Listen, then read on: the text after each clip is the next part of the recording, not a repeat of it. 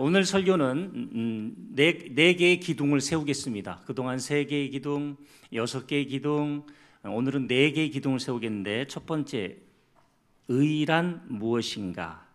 두 번째, 의를 위해 박해를 받는다는 것이 이 팔복에서 차지하는 위치가 무엇인가? 세 번째, 의를 위해 박해를 받는다는 것, 그 박해의 의미는 무엇인가? 네 번째, 의를 위해 박해를 받는 것이 복이라고 할 수 있는 이유는 어떤 것인가?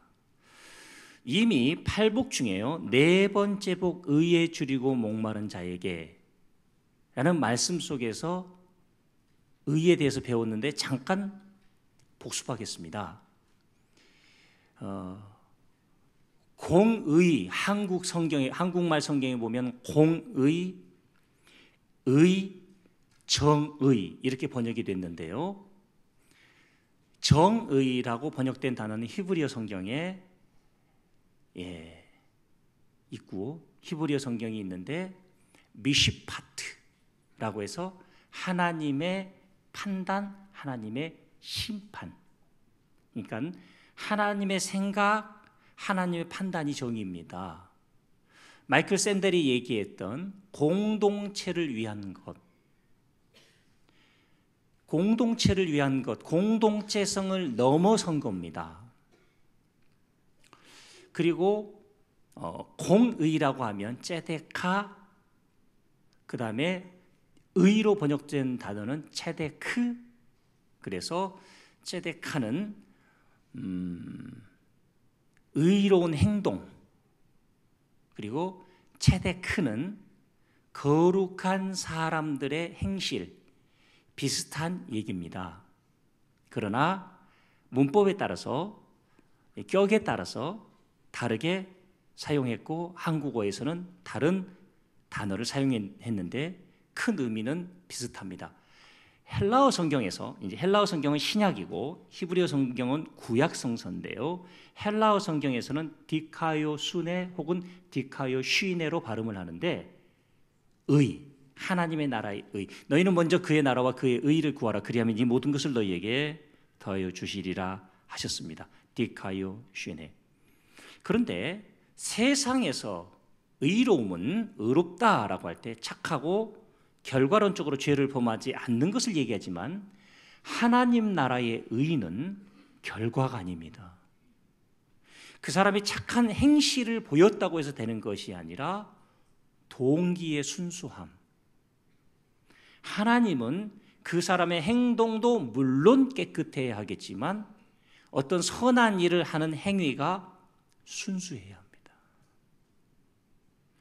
예를 들어서 교회에 와서 헌신을 하는 것도, 어제도 우리 교회가 바자회를 했습니다. 많은 목장 리더들이 수고하셨습니다. 쭉 둘러보니요, 참 저도 배울 게 많더라고요. 이렇게 뭐 제비를 뽑거나 이렇게 추첨을 해서 이 지역도, 그러니까 자리도 배정을 하셨다는 것으로 제가 알고 있는데 맞죠? 아닌가요? 작년에만 그랬나요? 요즘 별로 교회 돌아가는 걸 잘 몰라서 거의 다 위임을 했고, 저는 성도님들 신방하고 교제하는 걸 더 좋아해서요, 자리 배정했죠. 그리고 어떤 아이템을 가지고 바자회를 할 건지 각자에게 지원을 받았죠. 그리고 뭐 국수나 기름밥이나 튀김이나 이런 것들도 제비를 뽑았나요? 자원을 받았나요? 자원 받았구나. 근데요, 돌면서 보니까요, 자원했다면 이게 보통 일이 아닙니다. 국수를 삶는 목장은요, 내년에는 아이템을 바꿔달래, 너무너무 힘들다고. 근데 제가 국수를 먹어보니까 주님 재림하실 때까지 그 목장이 국수 삶아야 합니다. 이 육수를 내린 것부터 시작해서 고명을 얻는 것부터 시작해서 그 많은 국수의 면발을 유지하는 비결까지, 아마 왕중추의 디테일의 힘을 잘 읽은 것 같아요. 이게 또 뭔 소린가. 특별히 튀김 하시는 목장, 김밥만 목장, 뉴욕 핫도그 하는 목장, 참 보기 아름다웠습니다. 오해하지 말고 들으십시오. 성적이 나올 겁니다. 쭉 둘러보니까 제가 봐도 안 살 걸 갖다 놓고 파는 목장도 있어. 우리 목장을 두고 하는 얘기다 이렇게 오해하지 마시고, 하여튼 이게 우리가 사람을 키우는, 아시잖아요. 교회를 이전하면서 19년 역사 동안 바자회 수익금을 목사에 목회하는 데는 사실 제일 목마른 게 교회 건축 헌금입니다. 지난 19년 동안 지하 예배당에서 시작했던 우리 로고스 교회가 여기까지 오기는 하나님의 기적과 은혜 외에는, 근데 우리 교회 역사상 교회 건축 기금 마련을 위한 바자회를 했던 적이 없었나요? 없었나요? 없었어요. 끊임없이 주는 쪽으로 해야 합니다. 이럴 때 성도님들의 삶에 동기부여가 있어요. 목사는 하나님이 무엇을 더 기뻐하실까? 절대 하나님의 사람들이 팔은 안으로 굽으면 안 된다니까요. 끊임없이 내가 얘기하는 나의 의의가 아닌 하나님께서 무엇을 더 기뻐하실까? 동기의 순수함, 경건한 자비와 선행. 그런데 이 디카요 시내에는요, 믿음으로 말미암아 의롭게 되는, 절대 성서는 그 의가 칭의, 믿음으로 말미암아 의롭게 되는 것 하나와 그 믿음으로 말미암아 의롭게 되는 사람들의 착한 행실, 선한 행실, 이 두 가지가 복합적으로 옵니다. 하나님을 본 사람은 없으되 우리가 서로 사랑하면 사람들이 하나님을 본다. 그러니까 우리가 서로 사랑하는 것을 보고 사람들은 하나님의 얼굴을 봅니다. 우리가 내 개인적인 의의가 아니라, 내 교회만이 아니라 하나님의 나라를 위해 추구할 때 기뻐하십니다. 지난 우리가 일산으로 교회를 이전해서 지금 6년 됐는데 한 3년 동안 쉽지 않았습니다. 그런데 최근에 저희 모교 서울신학대학교에 후원금을, 장학금을 포함한 후원금을 보낸 리스트를 정리를 했답니다. 새로 오신 총장님이 새로운 후원금을 모집할 교회들을 찾기 위해서 아마 하셨나 봅니다. 19년 전에 로고스 교회가 한 3,000개 정도 되는 성결교회 중에서 꼴등이었습니다.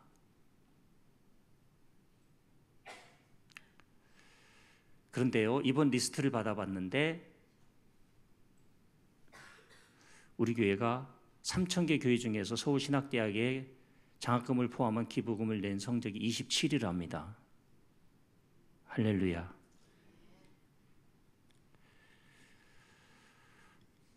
자랑한다고 생각하지 마시고 우리 성도님들이 자부심 가지셔야 합니다.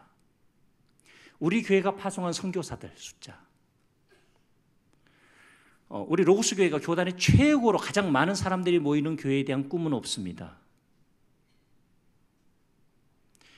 우리 교회를 통해서 우리 교단을 바꾸고 세상을 바꿀 수 있는 가장 영향력 있는 목회자들을 키워내는 게 저희의 1차적인 꿈입니다. 그럴 때 우리 교회의 부흥과 성장은 하나님이 주시는 보상이라고 저는 믿습니다.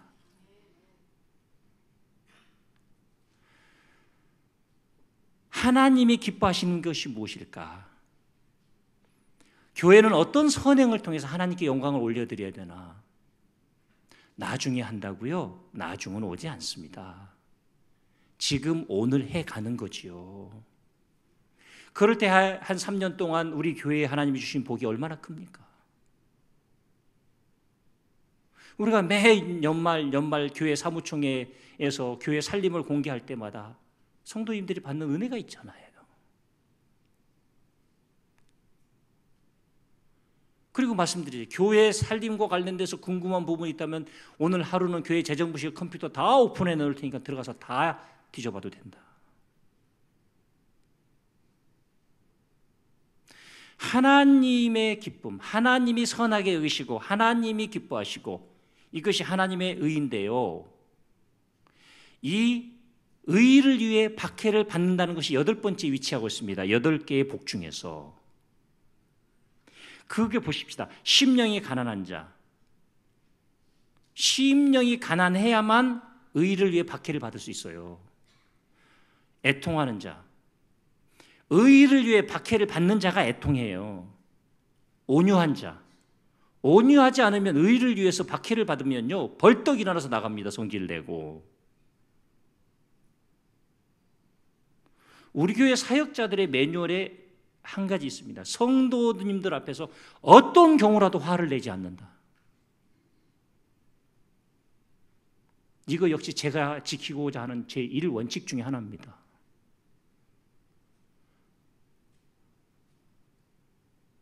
의를 위해서 핍박을 받고 정당한 일을 한다 할지라도 별별 말을 들을 수 있는 게 사역이고 사람이에요. 의에 줄이고 목마른 자만이 의를 위해서 핍박을 받습니다. 의를 위해서 핍박을 받는 자는요, 영혼을 긍휼히 여기기 때문에 그 핍박을 기꺼이 감당합니다. 마음이 청결한 자가 의를 위해 핍박을 받습니다. 화평케 하려고 하기 때문에 의를 위해 박해를 받는 겁니다. 저 사람들이 어떻게 살든 하나님과 관계의 평화가 깨지든 말든 죄를 범하고 멀리 가든 말든 내가 신경 쓰지 않는다면 핍박 오지 않습니다. 팔복에서 8번째 복은요, 7개의 복의 결과물입니다. 야, 정말 해석을 이렇게 하고 싶어서 해석이 가능한 것이 아니고 예수님께서 팔복을 말씀하실 때 즉흥적으로 하신 게 아니고 정확한 구도를 짜고 이 가르침 내에 전진 과정이 있고 심령이 가난한 자가 첫 번째 복이라고 했는데 이 심령이 가난한 자의 제1복은 하나님과의 관계에서 복을 받는 이 복의 문을 여는 것과 같다. 일단 심령이 가난하지 않고는 누구도 하나님 앞에 가까이 나갈 수 없다. 그리고 의를 위하여 박해를 받는 자가 하나님 나라의 백성입니다. 세 번째 질문으로 갈게요. 박해를 받는다는 것이 무슨 의미인가? 원래 고전 헬라어에서는 추구하다, 뒤쫓다라는 개념으로도 사용이 됐습니다만은 이것이 성경 안에서 사용될 때는 쫓아내다, 고소하다, 박해하다의 의미입니다. 신앙생활하면서 누누이 말씀드리지만 말도 안 되는 얘기를 하고 말도 안 되는 신앙을 가지고 있는 분들이 계세요. 그게 뭔지 아십니까? 내가 예수 잘 믿는데 왜 고난을 당하느냐? 죄인이 왜 의인보다 잘 사느냐? 성경 어디에 죄인이 의인보다 더 못 살 거라고 얘기했습니까?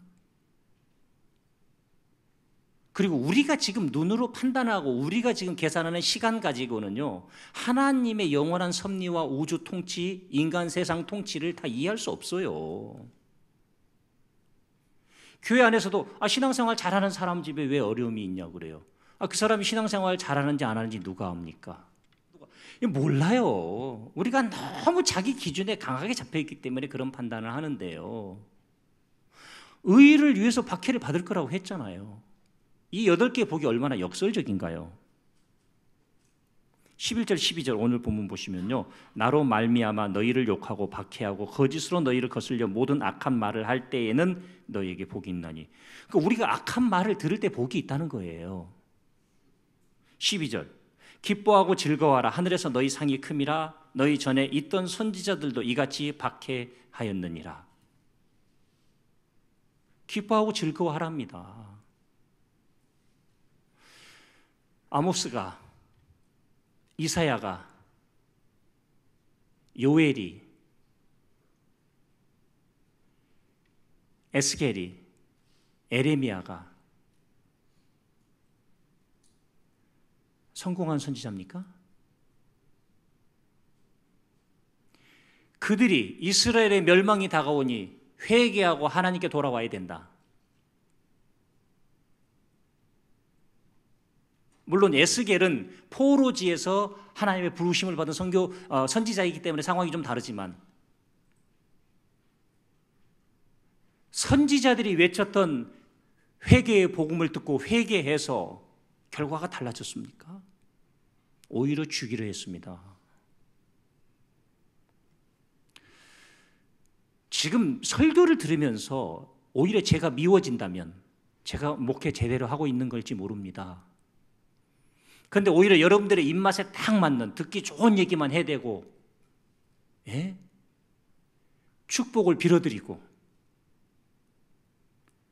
긍정주의적 신학과 신앙을 얘기하면 뭔가 이룰 것처럼 기쁜 마음 가지고 일어서서 나가실 수 있겠지만 선지자들도 이같이 박해하였느니라. 우리가 정말 기뻐해야 할 것이 무엇인지는 엄밀하게 생각해야 된다는 거죠. 네 번째 기둥, 의를 위해 박해를 받는다는 것이 복이라고 할 수 있는 이유, 일반적인 접근을 먼저 할게요. 딸이 결혼해서 아이를 낳을 때 친정 엄마가 생각나서 우는 경우가 있습니다.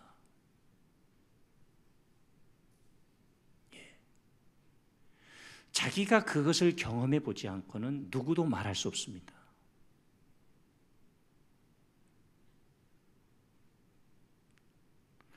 목회자들에게 필수 경험이 있습니다. 제가 개척을 2번이나 했기 때문에 개척이라고 말씀드리지 않겠습니다. 목회자는 주님의 몸된 교회를 위해 죽었다 부활을 맛봐야 설교가 가능한 겁니다. 죽지 않고는 주님의 죽으심을 얘기할 수 없어요. 주님이 핏값으로 세우신 교회를 이해할 수 없어요. 일반적인 접근 방법입니다. 목장 리더가 되면 3개월 이내에 저를 대하고 인사하는 각도가 한 2도 정도 더 기울여집니다. 목사님, 무슨 말인지 알아. 말 안 해도 알아. 이 목장 식구 하나 가지고 목장 예배 5명, 6명, 7명 목장 예배 조정하는 것도 이렇게 힘든데 목사님은 목회 어떡하세요? 고로 우리가 주님을 닮고 주님을 만나고 주님 안에 거하는 것은 박해 안에, 고난 안에 거하는 거예요.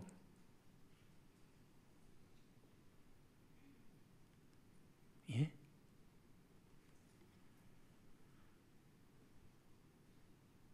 박해를 경험한 사람만이 주님의 마음을 알아요. 여쭤보겠습니다. 2016년이 벌써 10월 말을 향해 가고 있어요. 혹시 나는 1년 동안 예수님의 복음을 전하다가 박해를 받은 경험이 있으신 분? 두 번째 질문입니다.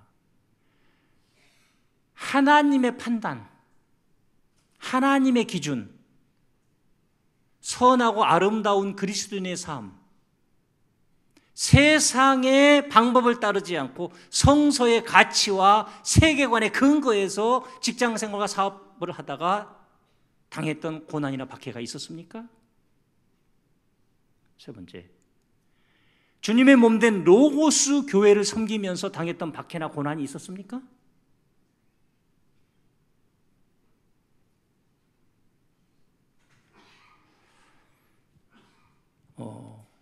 화요일, 수요일은 우리 교단 목사 안수를 받으려면 전도사 교육이 있는데 의무 교육입니다. 약 230여 명이 모였는데 이번 주제가 교회 개척입니다. 이 교회 개척이 주제가 될 때는 꼭 저를 강사로 추천을 해서 제가 지금 3년 전에도 교회 개척에 관해서 강의를 하고 이번에도 가서 강의를 했습니다. 첫날 저녁에는 하버드 대학에서 나온 창업스쿨, 어떤 사람들은 창업을 해야 되는지에 관한 20개의 질문이 있었는데 제가 그 질문지를 교회 개척의 버전으로 새롭게 재구성을 해서 핸드북에 원고를 보냈고 그것을 체크했습니다. 그리고 첫날 저녁 강의를 하고 수요일날 오전 강의를 또 했는데 후배들에게 이렇게 얘기했습니다. 좋은 교회에 부임하려고 하지 마십시오.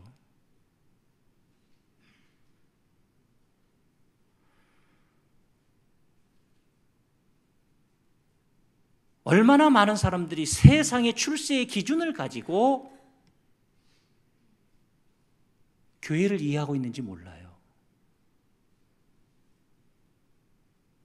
개척을 해서는 안 될 점수가 나온 분들은 개척하면 안 됩니다.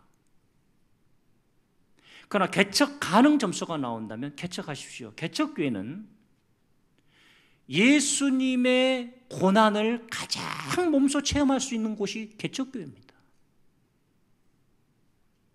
제가 그 어렵다는 개척을 2번이나 했지 말입니다.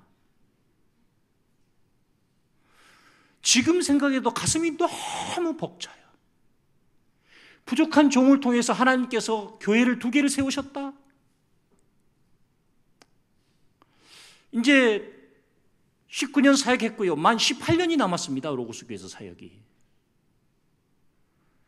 요즘 제 고민이 하나 있어요. 새로운 게 하나도 없어요.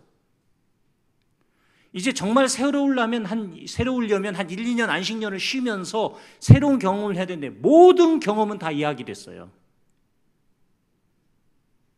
그럼 내가 여기서 안정적으로 목회를 할 거냐? 편안하게. 아니면 한 번 더 개척할 거냐? 할렐루야. 아멘 하시는 분들은 저보고 나가란 얘기네요. 잘 새기고 잘 해석하셔야 돼요. 후배들에게 개척교회는 성공해도 성공이고 실패해도 성공이다. 다른 성공 외에 다른 적절한 단어가 없어서 이 단어를 쓰겠습니다. 왜? 한 명만 구원해도 100% 성장입니다. 개척해봤잖아요. 피눈물 흘려야 합니다. 전 생애와 가족이 온전히 헌신하지 않고는 자립교회 하나 세워지기 어렵습니다. 그런데 그 과정을 통해서 제가 만들어지고 제가 더 큰 복을 받았어요. 또 하나는 전도사님들은 전도하는 사람이에요. 개척교회는 할 게 전도밖에 없습니다. 제가 개척해서 6년 동안 월요일부터 금요일까지 전도하고 점심 먹고 기도는 올라가서 설교 준비하고 이걸 6년을 했습니다. 숱한 경험이 있지요. 아파트에 전도지 붙여놓으면요, 거기에 교회 전화번호가 있지요. 이야, 전화가 걸려옵니다. 오후에 흥분해서 거기 교회죠? 딱, 네, 여기 교회입니다. 야, 때가 네가 직접 와서. 와, 이젠 전화 벨이 울리면 겁나요.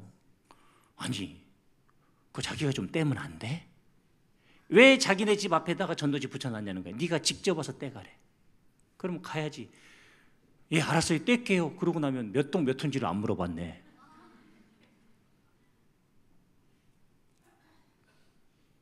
전도 외에는 방법이 없어요. 매일 하루에 몇 시간씩 전도하면서 배를 누릅니다. 왜 배를 누르죠? 사람을 만나기 위해서. 근데 배를 딱 누르고 1초, 2초, 3초 지나면 제가 빨리 갑니다. 아무도 안 나왔으면 좋겠어.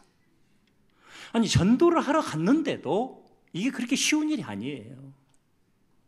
그때마다 바라볼 수 있었던 것은 주님의 십자가 외에는 없었어요.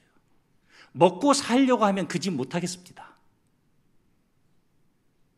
더 힘든 건 교패가 붙어있는 집을 전 배를 누릅니다. 물어보지도 않고 뭐라고 얘기합니다. 교회 다녀! 아니, 그게 아니라 혹시 이 근처에 이사 오셔서 교회를 찾는 분 좀 소개해 주시려고. 이렇습니다! 그러고 또 확 닫아. 그럼 그냥 그 교패 쳐다보면서 저게 막 부응해라. 크게 부응할지어다!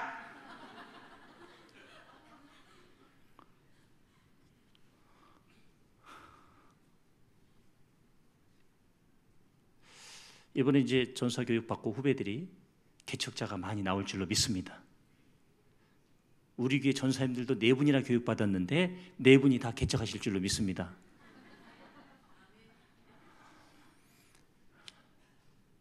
어떠십니까? 의를 위하여 박해를 받은 기억이 있습니까?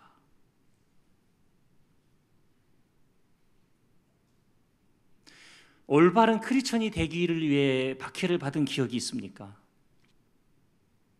대만에 올 10월에 있었던 금종상 시상식, 최경주 프로가 PGA 나갈 때 제가 꼭 했던 얘기가 두 마디예요. 홀컵이 돈으로 보이면 너는 안 된다. 그리고 항상 하나님께 영광 올려드리고 기도해라. 최경주 프로가요, 챔피언이 되면요, 모든 영광을 하나님께 올려드립니다. 그리고 우리나라 방송 힐링 캠프에서 와서도요, 자기를 중매 쓰신 분이 목사님이라고 얘기했어요. 왜 내 이름을 얘기 안 하나 몰라. 그럼 교회가 좀 뭐가 나쁠 거라고.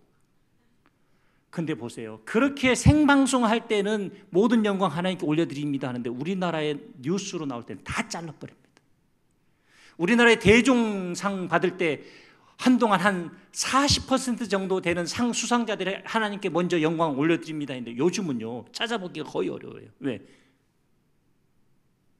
소속사에서 그 얘기 하지 말라고 합니다.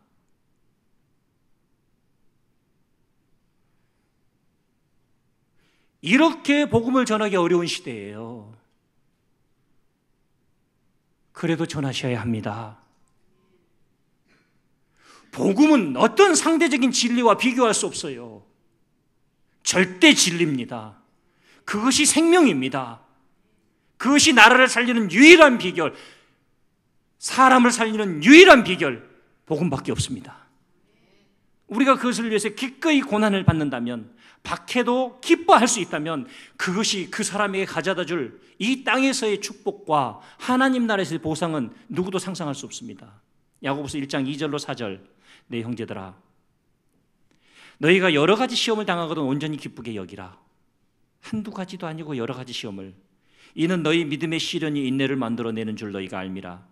인내를 온전히 이루라. 이는 너희로 온전하고 구비하여 조금도 부족함이 없게 하려 함이라. 베드로전서 5장 10절 같이 읽겠습니다. 모든 은혜의 하나님 곧 그리스도 안에서 너희를 부르사 자기의 영원한 영광에 들어가게 하시니가 잠깐 고난을 당한 너희를 친히 온전하게 하시며 굳건하게 하시며 강하게 하시며 털을 견고하게 하시리라. 이 말씀 좀 잡아주세요. 자, 온전해지고 굳건해지고 강해지고 견고해진다면 그 길을 가시기 바랍니다. 자발적으로 박해를 기뻐해야 합니다.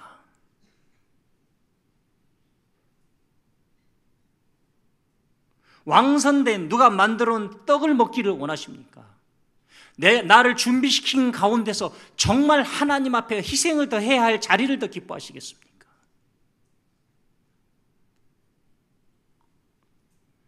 두 개의 떡이 주어진다면 하나님, 제가 더 고통스럽고 더 힘들고 희생의 대가를 지불해야 할 곳에 있는 목사가 되기를 원합니다라고 기도하고 있습니다.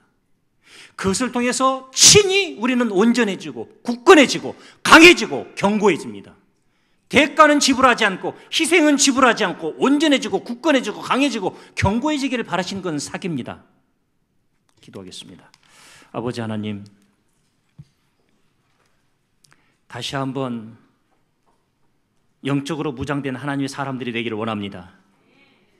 나라에도 국가 유공자가 있는데 천국 복음의 유공자들이 되기를 원합니다. 그 일을 위해 한 번뿐인 우리의 생애를, 단 한 번뿐인 우리의 삶을 한 영혼이라도 더 구원 얻게 하는 온전한 그리스도인이 되는, 하나님의 의를 실천하는 거룩해 보이는 행위보다 동기의 순수함을 먼저 추구하는, 사람, 물질, 인간관계 모든 면에서 하나님의 판단, 하나님, 그것을 위해 기꺼이 핍박을, 고난을, 박해를 향해 우리 몸을 던질 수 있는 믿음의 용기를 허락해 주시옵소서. 예수님의 이름으로 기도합니다. 아멘.